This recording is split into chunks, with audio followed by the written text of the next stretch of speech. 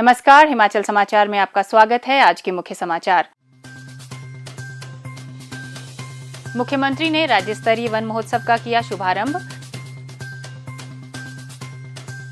प्राकृतिक सौंदर्य को बचाने व आर्थिक सशक्तिकरण के लिए अनूठी पहल।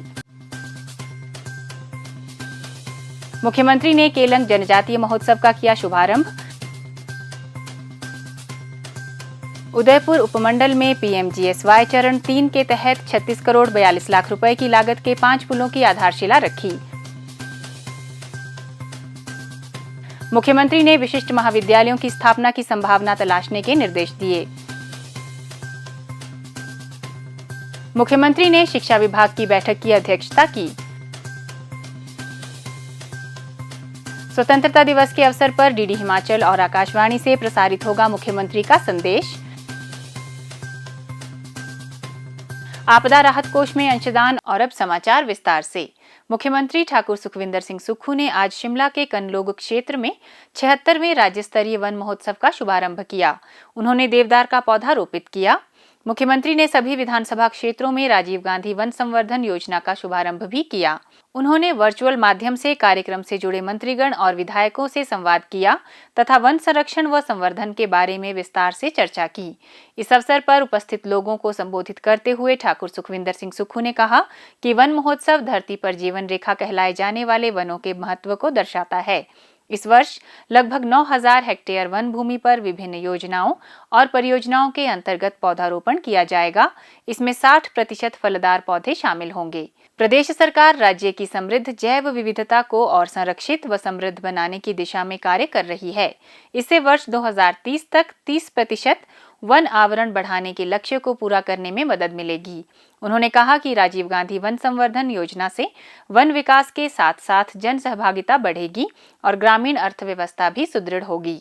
इस योजना के तहत वर्ष 2025 से 2030 तक महिला मंडल, युवक मंडल, स्वयं सहायता समूह और संयुक्त वन समितियां 1 से 5 हेक्टेयर चयनित वन भूमि पर न केवल पौधे लगाएगी बल्कि 5 वर्ष तक उनकी देखभाल भी करेंगी। इसके लिए 100 करोड़ रुपए के बजट का प्रावधान किया गया है। इस वर्ष 20 करोड़ रुपए की लागत से 1000 से 1500 हेक्टेयर वन भूमि पर पौधारोपण किया जा रहा है। पौधरोपण व पौधों की देखभाल के लिए 1,20,000 रुपए प्रति हेक्टेयर भी प्रदान किए जा रहे हैं। उन्होंने कहा, आज राजीव गांधी संवर्धन योजना का शुभारंभ किया गया है।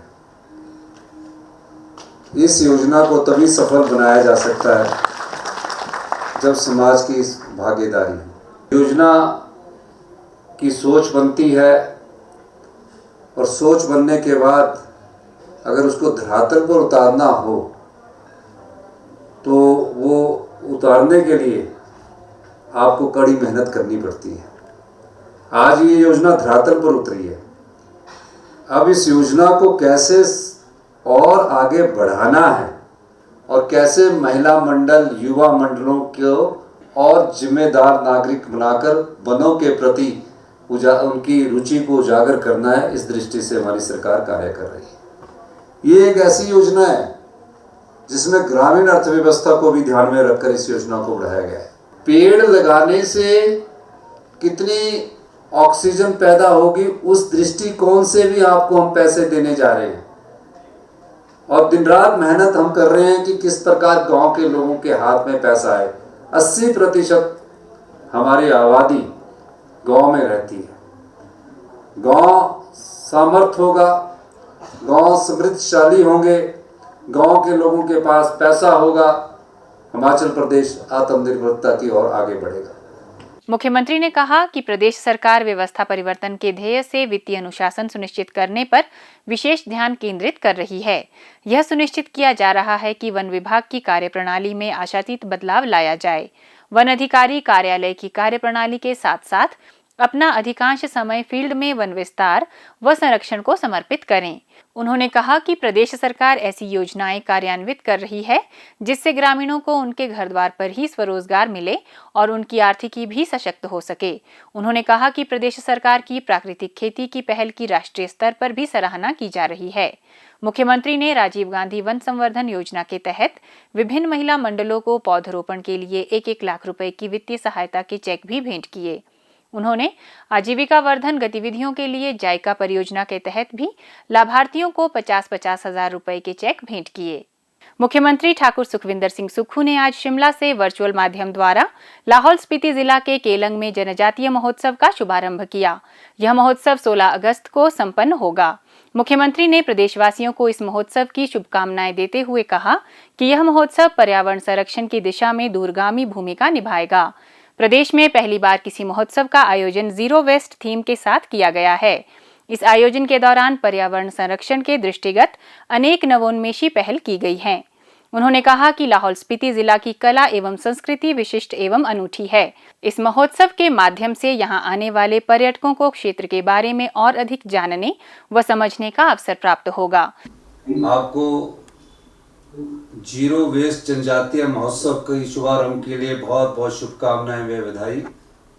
हिमाचल प्रदेश का पहला जीरो वेस्ट जनजातीय महोत्सव 14 से 16 अगस्त 2025 तक जिला लाहौल स्पीति के केलोंग में आज आयोजित किया जा रहा है, जिसका शुभारंभ मेरे माध्यम से किया जा रहा है। यह ऐतिहासिक कार्यक्रम न केवल क्षेत्र की जीवंत जनजातीय विरासत का उत्सव होगा, बल्कि राज्य में उत्सवों के दौरान पर्यावरण के प्रति उत्तरदायित्व का एक नया मानदंड भी स्थापित करेगा। जीरो वेस्ट महोत्सव की परिकल्पना को विभिन्न पहलों के माध्यम से साकार किया जाएगा, जिसमें प्लास्टिक बोतल और डिस्पोजल कप के उपयोग पर प्रतिबंध, सुरक्षित पेयजल के लिए विभिन्न स्थानों पर जल की उपलब्धता और गुणवत्ता जांच, पत्तल एवं बायोडिग्रेडेबल बर्तनों का उपयोग, प्लास्टिक के स्थान पर कपड़े के बैनर का उपयोग सुनिश्चित किया जाएगा। मुख्यमंत्री ने कहा कि जनजातीय महोत्सव हमारी विरासत संरक्षण के प्रति प्रतिबद्धता का प्रतीक है। हिमाचल के पहले जीरो वेस्ट जनजातीय महोत्सव के रूप में यह आयोजन पूरे प्रदेश में लोगों को जिम्मेदारी से उत्सव मनाने के लिए प्रेरित करेगा। उन्होंने कहा कि जलवायु परिवर्तन के कारण देश व प्रदेश को कई तरह की चुनौतियों का सामना करना पड़ रहा है। लाहौल स्पीति जिला भी इससे अछूता नहीं है। यहाँ भी सामान्य से अधिक बारिश होना चिंताजनक है। उन्होंने कहा कि प्रदेश सरकार आपदा के दौरान लोगों को राहत प्रदान करने के लिए हर संभव कदम उठा रही है। पर्यावरण संरक्षण सुनिश्चित करने व जलवायु परिवर्तन से निपटने के दृष्टिगत राज्य सरकार केंद्र सरकार से मिलकर दृढ़ता से कार्य कर रही है। प्रदेश में केंद्र के सहयोग से वैज्ञानिकों की टीम बादल फटने की घटनाओं के बारे में गहन अध्ययन कर रही है। ठाकुर सुखविंदर सिंह सुक्खू ने कहा कि लाहौल स्पीति जिला महिला सशक्तिकरण की दिशा में मॉडल जिला बनकर सामने आया है। जिला के पारंपरिक उत्पादों को हिम ईरा ब्रांड में शामिल कर उन्हें प्रोत्साहित किया जाएगा। मुख्यमंत्री ने उदयपुर उपमंडल में PMGSY चरण 3 के तहत लगभग 36 करोड़ 42 लाख रुपए की लागत के 5 पुलों का शिलान्यास किया। इनमें 9 करोड़ 93 लाख रुपए की लागत से निर्मित होने वाला चौखंग नाले पर 35 मीटर का सिंगल स्पैन स्टील ट्रस पुल, चिनाब नदी पर 9 करोड़ 46 लाख रुपए से निर्मित होने वाला 49 metre single span double lane steel truss पुल, किशोरी नाले पर 17 करोड़ 68 लाख रुपए से निर्मित होने वाला 22 metre single span RCC T beam पुल, तेलिंग नाले पर 13 करोड़ 35 लाख रुपए से निर्मित होने वाला 76 metre single span RCC beam पुल और मोरिंग नाले पर 1 करोड़ 89 लाख रुपए से निर्मित होने वाला 22 metre single span RCC beam bridge शामिल है।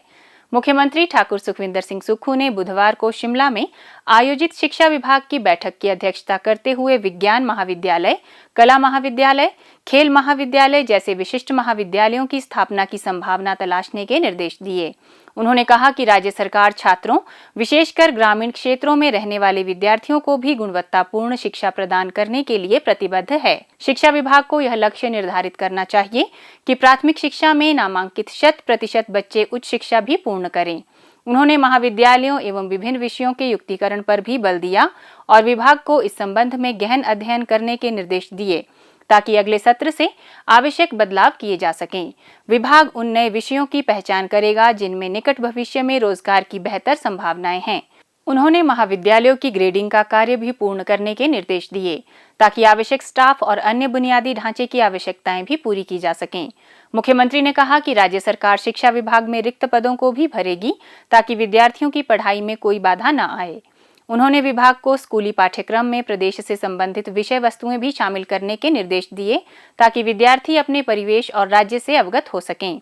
उन्होंने कहा कि राज्य सरकार प्रत्येक विधानसभा क्षेत्र में चरणबद्ध तरीके से Rajiv Gandhi day boarding school खोल रही है और 8 स्थानों पर निर्माण कार्य शुरू हो चुका है। उन्होंने कहा कि राज्य सरकार 56 मौजूदा स्कूलों को राजीव गांधी डे बोर्डिंग स्कूलों में स्तरोन्नत करने के प्रस्ताव पर भी विचार कर रही है। इन शिक्षण संस्थानों में बुनियादी ढांचे को मजबूत करने के साथ साथ बेहतर शैक्षणिक सुविधाएं, पौष्टिक आहार, खेल, योग और अन्य गतिविधियां आरंभ कर विद्यार्थियों को बेहतर सुविधाएं प्रदान की जाएंगी। उन्होंने शिक्षण संस्थानों में गुणवत्तापूर्ण शिक्षा के साथ साथ बुनियादी ढांचा सुदृढ़ करने के भी निर्देश दिए। उन्होंने विद्यार्थियों के सर्वांगीण विकास के दृष्टिगत संस्थानों में अनिवार्य रूप से मॉक टेस्ट आयोजित करने तथा 0 पीरियड सुनिश्चित करने को भी कहा। स्वतंत्रता दिवस की पूर्व संध्या पर मुख्यमंत्री ठाकुर सुखविंदर सिंह सुक्खू का प्रदेशवासियों के नाम संदेश आकाशवाणी शिमला से आज सायं 8 बजे प्रसारित किया जाएगा। FM शिमला, हमीरपुर व धर्मशाला और आकाशवाणी शिमला के सभी रिले केंद्रों से भी मुख्यमंत्री का संदेश प्रसारित किया जाएगा। दूरदर्शन केंद्र शिमला से मुख्यमंत्री का संदेश 15 अगस्त 2025 को प्रातः 9:30 पर प्रसारित किया जाएगा। प्रधान महालेखाकार लेखा व हकदारी शिमला श्री सुशील ठाकुर ने कार्यालय के अधिकारियों व कर्मचारियों की ओर से आपदा राहत कोष के लिए मुख्यमंत्री ठाकुर सुखविंदर सिंह सुक्खू को 5,01,000 रुपए का चेक भेंट किया। मुख्यमंत्री ने कहा कि प्रदेश सरकार पारदर्शिता सुनिश्चित करने और त्वरित जन सेवाएं प्रदान करने के लिए अनेक नवोन्मेषी कदम उठा रही है। डिजिटलाइजेशन पर विशेष ध्यान केंद्रित किया जा रहा है। विभिन्न जन सेवाएं ऑनलाइन उपलब्ध करवाई जा रही हैं। हिमाचल समाचार देखने के लिए सब्सक्राइब करें यूट्यूब चैनल हिमाचल समाचार, लाइक करें Facebook page information and public relations department Himachal Pradesh और CMO हिमाचल, फॉलो करें X @DPRHP और CMO हिमाचल, फॉलो करें इंस्टाग्राम @DIPR हिमाचल और CMO हिमाचल, विजिट करें वेबसाइट www.himachalpr.gov.in। इस अंक में इतना ही, कल फिर होगी मुलाकात। दीजिए इजाजत, नमस्कार।